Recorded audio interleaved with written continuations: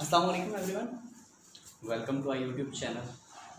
तो हमने last video upload की थी मैथ के लेक्चर की, जिसमें हमने 1.1 की थी और हमने सीखा था कि किस तरह से किसी भी मैट्रिक्स का ऑर्डर फाइंड आउट किया जाता है और इक्वल मैट्रिसेस कैसे फाइंड आउट किए जाते हैं, कौन से मैट्रिसेस इक्वल है। तो बहुत अच्छा रिस्पांस आया, थैंक यू सो मच। तो आई होप सो कि नेक्स्ट भी आप वीडियोस को लाइक करेंगे और हमारे चैनल को सब्सक्राइब करेंगे और दोस्तों के साथ शेयर ज़रूर करेंगे। तो चलते हैं आज के लेक्चर की तरफ। आज हम जा रहे हैं 1.2 की तरफ और आज के लेक्चर में मैं आपको कुछ डेफिनेशंस बताने जा रहा हूँ। जो डेफिनेशंस लास्ट टाइम आखिरी 5 साल पेपर्स में हर दफ़ा ऑलमोस्ट इनमें से 1-2 डेफिनेशंस लाजमी आती हैं। तो चलते हैं डेफिनेशंस की तरफ। आज की पहली definition, unit matrix. Unit matrix क्या होता है? बेसिकली जब भी किसी मैट्रिक्स में कोई एलिमेंट ना हो, जस्ट वन एलिमेंट हो, उसके अलावा और कोई एलिमेंट मौजूद नहीं है। Like for example unit matrix वो होता है जिसमें कोई भी एलिमेंट हो सकता है, like 2, like a, just one element.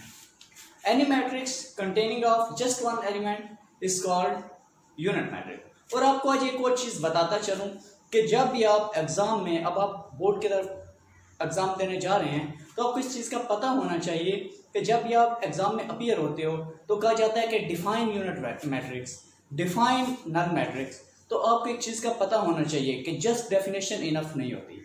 आपने पहले डेफिनेशन लिखनी है, उसके बाद आपने उसकी एग्जाम्पल देनी है। 1 नंबर होता है एग्जाम्पल का और 1 नंबर होता है डेफिनेशन का। तो चलते हैं पहले unit matrix. What is unit matrix? Unit matrix is a matrix which contains just one element and it can be zero or non-zero, anything. So that's about unit matrix. Now we are going towards next definition, column matrix. What is column matrix?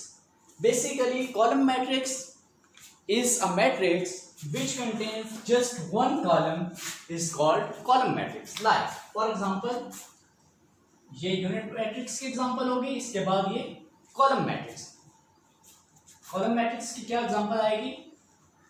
A matrix which contains just one column is called column matrix. तो ये जो matrix है इसमें कितने column हैं? Just one, so it is called column matrix. Then row matrix. What is row matrix? Row matrix is a matrix which contains just one row is known as row matrix. So what will be example of row matrix? If we write like this 1 2 3, so it is containing just one row. There are 3 columns but no issue, we are having just one row, so it will be known as row matrix. Then null matrix. What is known as null matrix? If a matrix contains all elements as 0, is known as null matrix. For example, here it is the example of null matrix 0 0 0. All elements are having 0 entries, so it will be null matrix. After that negative matrix. तो negative matrix क्या होता है? Basically negative matrix किसी भी matrix के तमाम elements का जब हम सिंबल चेंज कर देते हैं तो उसको क्या कहते हैं? Negative matrix. फॉर एग्जाम्पल हमारे पास एक मैट्रिक्स है A 1 3 5 एंड 7। तो इसका हमने नेगेटिव मैट्रिक्स फाइंड आउट करना है, तो हम कैसे करेंगे? तो इसका नेगेटिव मैट्रिक्स फाइंड आउट करने के लिए A के साथ माइनस लगाएंगे, minus A, then minus into 1 3 5 7। तो जब माइनस को अंदर मल्टीप्लाई करेंगे तो तमाम एंट्रीज जो हैं वो चेंज हो जाएंगी। कैसे? -1 -3 -5 एंड -7। तो हमने सिंबल चेंज कर दिया।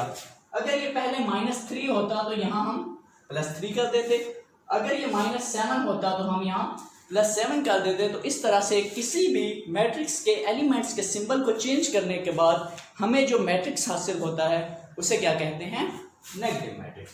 सो ये कुछ डेफिनेशंस थी। बाकी हम डायगोनल मैट्रिक्स और दूसरी डेफिनेशन स्केल मैट्रिक्स के बारे में बता दूं आपको कि स्केल मैट्रिक्स क्या होता है। Scale matrix scale matrix basically matrix होता है जिसमें number of rose and number of columns equal होते हैं। फॉर एग्जांपल इसमें हमारे पास स्केल मैट्रिक्स कौन सा है, ये वाला। इसमें हमारे पास नंबर ऑफ रोज कितने हैं, 2, और नंबर ऑफ कॉलम्स कितने हैं, 2। तो बेसिकली कोई भी ऐसा मैट्रिक्स जिसमें number of rose and number of columns वो सेम होते हैं, उससे क्या कहते हैं, स्केल मैट्रिक्स। तो स्केल मैट्रिक्स हमने देख लिया। इसके बाद हम चलते हैं ट्रांसपोज ऑफ मैट्रिक्स। किसी भी मैट्रिक्स का अगर हमने ट्रांसपोज लेना है तो वो हम किस तरह से लेंगे, उसके बारे में हम अभी बात करते हैं। ट्रांसपोज ऑफ मैट्रिक्स, अगर हमारे पास कोई एक मैट्रिक्स मौजूद है तो उसका हमने ट्रांसपोज लेना, तो वो हम कैसे लेंगे, तो इस पर बात करते हैं।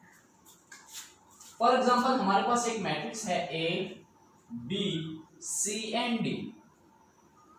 ये हमारे पास एक मैट्रिक्स मौजूद है, तो इसका हमने अब क्या लेना है, ट्रांसपोज। तो ट्रांसपोज लेने के लिए हम एक स्मॉल t यूज करेंगे A के ऊपर, और फिर लिखेंगे A, B, C, D, and then इधर भी हम t यूज कर सकते हैं। अगर आप लॉन्ग वे जाना चाहते हो, अगर आप शॉर्ट वे जाना चाहते हो, तो आप जस्ट लिखेंगे A के ऊपर t लिखेंगे, और इसके बाद इनकी पोजीशन चेंज कर देंगे। पोजीशन हम कैसे चेंज करेंगे, पहली जो रो है उसे पहला कॉलम बना देंगे, दूसरी जो रो है उसे दूसरा कॉलम बना देंगे। रोज को कॉलम्स में चेंज करने से जो मैट्रिक्स हमारे पास आता है उसे क्या कहते हैं, transpose matrix.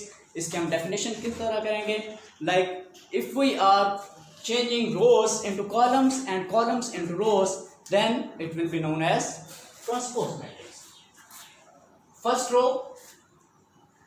then second row, इन दोनों का इसको हम फर्स्ट कॉलम बना देंगे A, B, एंड इसको हम क्या करेंगे, सेकंड कॉलम बना देंगे C एंड D.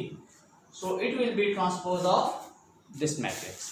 तो इसके बाद हम एक क्वेश्चन करने जा रहे हैं 1.2 का, जो बहुत इंपॉर्टेंट क्वेश्चन है, अक्सर बोर्ड के एग्जाम में भी आता है।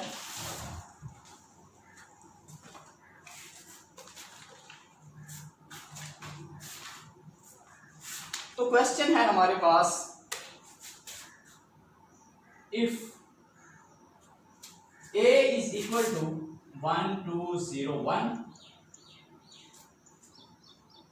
and B is equal to 1, 1, 2, 0, then find out क्या करना है, A ट्रांसपोज देन इसका ट्रांसपोज इक्वल टू A।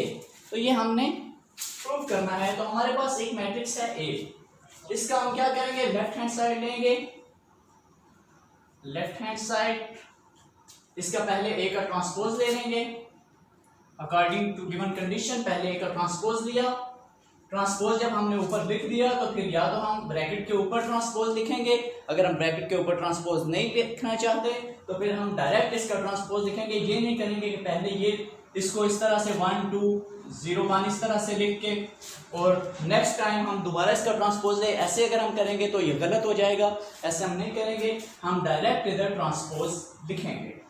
तो डायरेक्ट ट्रांसपोज कैसे लिखेंगे, फर्स्ट रो सेकंड रो इनको first column and second column बना देंगे, 1, 2, 0, 1। तो ये हमारे पास A का ट्रांसपोज आ गया। इसके बाद हम क्या करेंगे, दोबारा वही कंडीशन यूज करेंगे जो क्वेश्चन में दी गई है, A ट्रांसपोज देन उसका ट्रांसपोज। तो हम दोबारा ट्रांसपोज ले लेते हैं इक्वल टू ये फर्स्ट रो ये सेकंड रो, इन्हें फर्स्ट कॉलम और सेकंड कॉलम बनाएंगे 1, 0, 2, 1। तो जब हम इन्हें सेकंड कॉलम बना देंगे, फर्स्ट कॉलम और सेकंड कॉलम बनाएंगे, तो उसके बाद ये हमारे पास आंसर आ गया। जब हमारे पास ये आंसर आया तो हम देख सकते हैं कि it is equal to A। तो जब हमारे पास ये चीज बराबर होगी तो हम लिख सकते हैं कि प्रूव दैट हैंस प्रूव्ड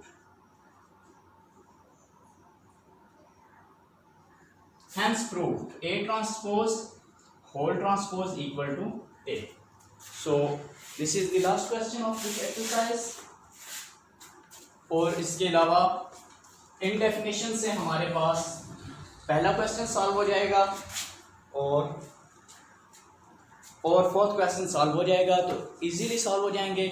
हम इसका ये पहला पार्ट है हमारे पास, हम दूसरा पार्ट नेक्स्ट टाइम लेके आएंगे क्योंकि ये वीडियो बहुत लंबी होने वाली है, इसलिए हम इसका दूसरा पार्ट लेके आएंगे जिसमें हम आपको बताएंगे स्केल मैट्रिक्स क्या होता है, ریکٹینگولر میٹرکس کیا ہوتا ہے، اسکیلر میٹرکس کیا ہوتا ہے، تو ان کے بارے میں بات کریں گے اپنی نیکسٹ ویڈیو میں. تو پلیز ہمارے چینل کو سبسکرائب کریں، ویڈیو کو لائک کریں اور شیئر کیجیے. تھینک یو سو مچ. اللہ حافظ.